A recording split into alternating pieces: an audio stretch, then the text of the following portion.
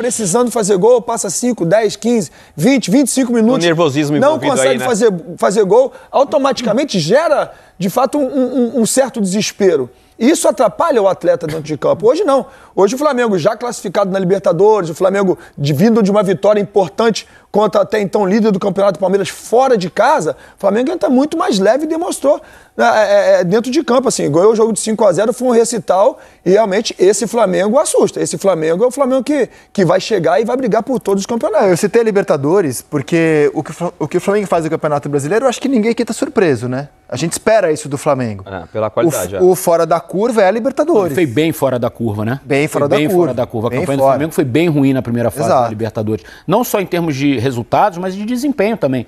O Flamengo, se a gente for voltar na Libertadores, vai pensar o quê? Um bom primeiro tempo contra a LDU no Maracanã, que o time sufocou a LDU não conseguia passar do meio campo, fez 1-0 e tal, aí depois no segundo fez o segundo gol e administrou o resultado. Mas nos outros 5 jogos, o Flamengo não jogou bem na Libertadores. E no Brasileiro, ótimos jogos. Sim. Contra o Inter em casa, empatou, mas jogou muito bem. Corinthians, Juventude, hoje, Palmeiras fora. É o contrário daqueles exemplos. O Flamengo só foi dominado num jogo no Campeonato Brasileiro, que foi pro Cruzeiro, que aliás é a única derrota do time no campeonato. Nos outros jogos, mesmo quando não ganhou, o goleiro adversário trabalhou muito bem, que foi o caso do goleiro do Vasco, do Léo Jardim, que agarrou pra caramba. O Inter, o Flamengo merecia ter vencido na estreia do campeonato. Na maioria das partidas, o Flamengo teve todo o protagonismo. A exceção foi o jogo contra o Cruzeiro, que foi uma vitória justa do Cruzeiro. Jogando bem no campeonato, que é a prioridade, né? Clara e aberta do Flamengo, desde sempre dizendo que o brasileiro é a prioridade. Não estou dizendo que isso tem a ver. Claro que o Flamengo gostaria de ter jogado melhor na Libertadores, tinha time para jogar melhor, tinha time para ter feito mais pontos, para estar brigando pelas melhores campanhas, para ter passado em primeiro. Porque o grupo era fácil, né? E talvez isso tenha sido até uma armadilha. Na questão da interpretação de estabelecer prioridade, onde é que eu vou me preservar um pouquinho. Vou ganhar quando eu quiser. E eu acho que o primeiro tempo contra o Tátira aconteceu um pouco isso. Pode ser, aí por isso que bate o desespero. Era assim, aquela atmosfera de vai ganhar e vamos ganhar e vamos ganhar. Eu achava, inclusive eu tinha comentado em casa, o Flamengo vai fazer o gol, assim, até os 20 minutos já tá 2-0 pro Flamengo. E eu acho que eles esperavam isso também, né? Tem um feeling, o cara sente isso, o cara faz a leitura, não vai acontecer. Então você passa o tempo, não consegue fazer gol. Você começa a escutar um zum no estádio, que é normal. Você fala, meu Deus, tem que fazer gol. Então realmente influencia muito. Agora tem um cara que está pedindo passagem nesse time do Flamengo, não pelos gols hoje, é o Luiz Araújo. Assim. Hoje ele é um titular do Flamengo e, de certa forma, ele coloca uma pulguinha no Luiz. Por quê? Porque se o Felipe Luiz tem o De La Cruz e o Jorginho no Mundial, é bem provável que o Jorginho seja reforço do Flamengo no Mundial, o Felipe tem jogado muito com o Gerson aberto pelo lado direito, com o Pulgar e o De La Cruz, ou o Jorginho e o Arrascaeta mais adiantado, né? Em tese, o Luiz Araújo vai brigar por uma posição com o Bruno Henrique, com Cebolinha, com Michael, hoje eu acho que ele tá Pedro, né? Então, mas hoje ele coloca uma pulguinha Se fizer a comparação com Cebolinha e Bruno Henrique, eu acho que o Luiz está na frente. Muito na frente. Dos pontas, hoje ele é o melhor, né? Assim como eu acho que, inclusive, o Varela tá hoje o Varela jogou, tá jogando bem. Eu acho que ele ganhou a posição. Eu acho que o Varela ganhou a posição eu acho que hoje de um atleta da seleção brasileira, que é o Wesley. Agora é um jogo... Aliás, o Varela vem se desenhando desde o começo do ano com o Felipe e o Boto, rasgando elogios, anunciando que querem renovar com ele, jogou de lateral esquerdo, de direito, sempre muito elogiado. De volante, Palmeiras. De volante. Eu não vi a coletiva do Felipe, não sei se isso foi perguntado a ele, mas eu concordo com o nosso Felipe aqui. Eu acho que hoje não foi questão de minutagem, de preservar o Wesley, não, até porque ele vai para a seleção. Eu acho que hoje o Felipe quis premiar o Varela e mostrou, ó, esse cara aqui vai ser meu titular, ou tem grande chance de ser o meu titular. Assim, o Wesley caiu e o Varela subiu, são as duas coisas, né? E a Arrascaeta chegou hoje a 9 gols, artilheiro do Campeonato Brasileiro. Cara, e o Pedro, só retomando assim, porque o Felipe fala muito em estado físico do Pedro, né? Pelo menos nas vezes em que fala publicamente do Pedro, o Felipe tem falado de questões físicas. Eu acho que é uma questão de ritmo, né? O Pedro ficou quanto tempo sem jogar por causa da lesão no joelho? 8 meses. 7, 8 meses. A gente viu uma situação muito parecida com o que viveu o Neymar. O Neymar voltou, se eu não me engano, deve ter jogado 7, 8 jogos seguidos. Teve a lesão muscular. O Pedro, ele voltou... Mas jogou 7 seguidos até a lesão muscular. Então ele teve a lesão muscular, que é um processo completamente natural de jogadores que voltam de lesão de longo tempo. Ter lesões musculares. O Neymar, acho que faltou ali o time do departamento médico com o Neymar, e o Neymar também ter o discernimento do momento e falar, cara, eu prefiro descansar nesse terceiro jogo e aí jogar o quarto jogo. Ele jogou 7 seguidos, teve a lesão muscular. O Pedro parece que tem uma conexão, né, com o departamento médico de ir numa questão, né, de progressão. Então, e se acostumando fisicamente com o jogo. Eu não sei se hoje o Felipe tem a certeza de que o Pedro é titular. Eu tô com o Eric. No modo que ele tem jogado, o modo como ele quer ver o Flamengo jogar. Eu hoje, por exemplo, digamos que fosse um jogo decisivo no Super Mundial, tá? Contra o LAFC, que é a terceira rodada. Eu não sei se o Pedro seria hoje o titular do Felipe Luiz. Não sei, assim, tenho dúvida mesmo. Eu penso diferente, eu vou com o Dena nessa. Eu acho que o Pedro é o titular do Felipe. Acho que são situações realmente físicas, assim, de estar 100% fisicamente, estar preservando o cara. Assim, eu vou colocar você para começar a jogar realmente quando estiver bem, né? Porque eu preciso de você bem 100% para nos ajudar. Então vai entrando. Hoje, por exemplo, na assistência que ele dá, foi até bem, né? Ele vai muito bem, né? Ele faz o combate, ele rouba a bola, ele consegue derrubar o cara na força, né? Então, assim, eu acho o Pedro um ótimo atleta e tem uma coisa que é muito natural, como o Denilson falou. Muito tempo machucado, quando o cara volta de uma lesão, assim, depois de tanto tempo, é natural, inclusive, começar a sentir dores em outros lugares. Porque o cara tem que fazer reforço físico todos os dias, o cara tem que trabalhar todos os dias. A gente não sabe qual é o teor da dor que ele tem sentido, né, de repente, em outros lugares, porque é normal. Não tem condição de ficar 7, 8 meses parado sem jogar, depois voltar a jogar e não sentir dor. Então, assim, faz parte do processo. Creio que ele é o titular do Felipe. Eu não acho que ele tenha perdido a posição. Não acho que ele seja um reserva do Flamengo, mas eu acho que as decisões de escalá-lo ou não desde o início não são apenas físicas. Eu acho que o Felipe também tem considerações táticas a fazer em relação a essa junção, essa é a minha dúvida. A união dele com o Arrascaeta e a questão da pressão. Mas eu tenho certeza que ele vai ser titular muitas e muitas vezes ao longo da temporada, porque ele é um jogador especial. Você vê, no jogo contra o Tátira, que era um jogo decisivo, ele até foi o titular, né? Os dois juntos. Ele começou com o Arrascaeta e com o Pedro, né? Mas aí hoje ele já preferiu o Bruno Henrique. Contra o Palmeiras sem o Pedro, mas aí também pode se dizer Palmeiras, do gramado sintético, né? Então tem uma série de variáveis. E tem um ponto também que eu acho importante, assim, desde que o Felipe Luiz assumiu o time profissional do Flamengo, ele só está tendo o Pedro agora, né? Então ele não teve o Pedro no começo do trabalho dele ano passado e nem no início dessa temporada, né? Ele foi ter o Pedro agora, sei lá, 1 mês e meio atrás, né? Que o Pedro voltou. Então ele ainda está conhecendo o Pedro, né? E que jogo bom para lateral, hein, Losetti? O Varela, assim, ele está ganhando espaço, confiança. O Rizek falou aqui do processo de renovação, né? Do carinho, né, da diretoria com ele para dar confiança para ele. Mas é o típico jogo que o lateral adora. Você não tem ninguém marcando, você tem todo o corredor, né, livre, então você vê o cruzamento. Antes desse cruzamento ele já tinha feito uma outra jogada também com a mesma liberdade, né? Fala muito tempo ele quase fez um gol. Fala muito da questão tática da equipe do Fortaleza, né? Porque se a gente analisar, daqui a pouco eu vou mostrar aqui no telão o primeiro gol, num belíssimo passe do Léo Ortiz, que vive também um grande momento, o Fortaleza sempre chegando tarde e sempre marcando de longe. Ô, Denilson, pra mim, assim, é óbvio que o Sport é o pior time do campeonato, a tabela não deixa mentir, é o pior time da história dos pontos corridos em pontuação. Mas pra mim, o time menos mobilizado do campeonato é o Fortaleza. O Fortaleza é o time que menos compete. Fortaleza nos jogos é uma coisa assustadora. Ele começa já num nível de competitividade muito baixo e vai baixando ainda mais. Lembra domingo passado? A gente estava aqui nesse mesmo fechamento. Contra o Cruzeiro. A imagem do Tite chorando no banco de reservas, o Vojvoda indo para a coletiva dizendo que não queria responder a nenhuma pergunta porque não estava em condições. E aí o Fortaleza viaja até a Argentina, faz um jogo ali pau a pau com o Racing e tal, consegue a classificação, que era o mais importante, mas aí volta a ter uma atuação dessa hoje no Maracanã constrangedora. Mas o Marcelo, quando ele dá entrevista, o presidente, ele fala assim, acertadamente, ele chama a responsabilidade para si e fala, olha, eu confio no Vojvoda, confio no trabalho, vou manter. Agora, a nossa realidade é brigar para nos mantermos na primeira divisão.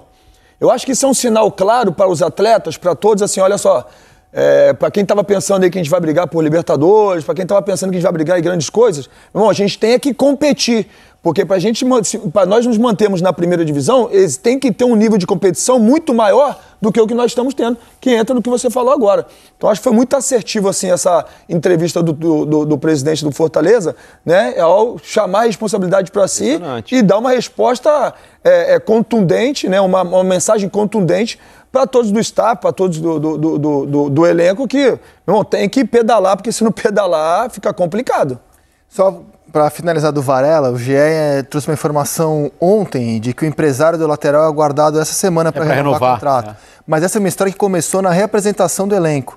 Quando o Felipe Luiz e o Boto chegaram para o Varela e falaram assim, a gente vai renovar com você. E a época ele estava embaixo, ele falou, sério, vocês gostam de mim? Porque a torcida não gostava tanto. A torcida tinha uma certa resistência. Sim. Não, a gente adora, a gente quer renovar. E aí estão trabalhando para isso. E segundo o GE trouxe informação, nessa semana deve ser renovado o contrato com o Varela. Você vai falar do gol... Do gol, mas... Do gol ou do passe do Léo Ortiz? Do passe meio gol, né? Porque ele deixa o Arrascaeta na cara do gol. A gente tem a sonora do Léo Ortiz comentando, né? Aí, falando sobre a gente tem a sonora. Sobre esse passe, né? Sobre essa assistência pro Arrascaeta. Vamos ouvi-lo. Da característica que não só eu, mas como os outros zagueiros têm, ele fica buscando essa bola entre linhas. Dessa vez foi um passe já direto para gol, né, e não para ele dar uma assistência. Feliz por fazer o que o nosso jogo pede, de construir desde trás e poder ajudar com uma assistência.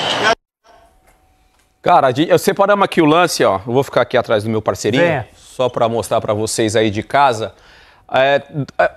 Algumas coisas me chamaram a atenção nesse lance, tá? Primeiro, enfim... solta o lance. Olha a visão que tinha o Léo Ortiz, né? Ele tinha a visão do Luiz Araújo, que a gente acabou destacando aqui também, e tinha o bom posicionamento do Arrascaeta, que essa aí eu acho que é uma virtude que tem o Arrascaeta de se posicionar sempre, né, para fazer o domínio orientado, que a gente fala agora na linguagem do futebol atual, né? Ele sempre se posiciona para fazer o movimento para finalizar. O Arrascaeta, acho que Cano, alguns poucos jogadores têm uma facilidade de dominar e finalizar, quando não finalizam de primeira. Volta o lance na origem, para eu citar duas situações de dois jogadores, até dividir com o Felipe Melo, que era especialista na função. Olha a liberdade, olha a liberdade que o Léo Ortiz ele encontra até esse momento. Ó. Você tem o Prior aqui, jogador do Fortaleza, que poderia acelerar, aí vai dessa situação... sem energia do Fortaleza, né? Porque ele acelera. Tá fácil, né, cara? Tá fácil. Não, então, ele acelera aqui, ele faz o Ortiz pensar numa outra situação. Ou o Daverson, da mesma forma. Ele tenta acelerar só para fazer o jogador pensar numa outra situação, num outro passe. O Léo Ortiz tem toda a liberdade. Solta para mim, por favor. Ele tem toda a liberdade, ó, para pensar o que ele vai fazer. Ele levanta a cabeça, ó, a tranquilidade. E aí, o que acontece? O gol, o último detalhe para a gente finalizar esse lance, volta lá na origem, porque aí obriga... Pode soltar. Tem uma imagem que é de frente que eu acho que é interessante. Olha o Zé... O Zé Wellison. Olha o que ele tem que fazer, Felipe Melo. Solta o lance. Ele que tenta cortar o passe, ó. Eu acho que nesse lance aí... Eu não vou jamais tirar o mérito realmente do Flamengo, foi uma jogada...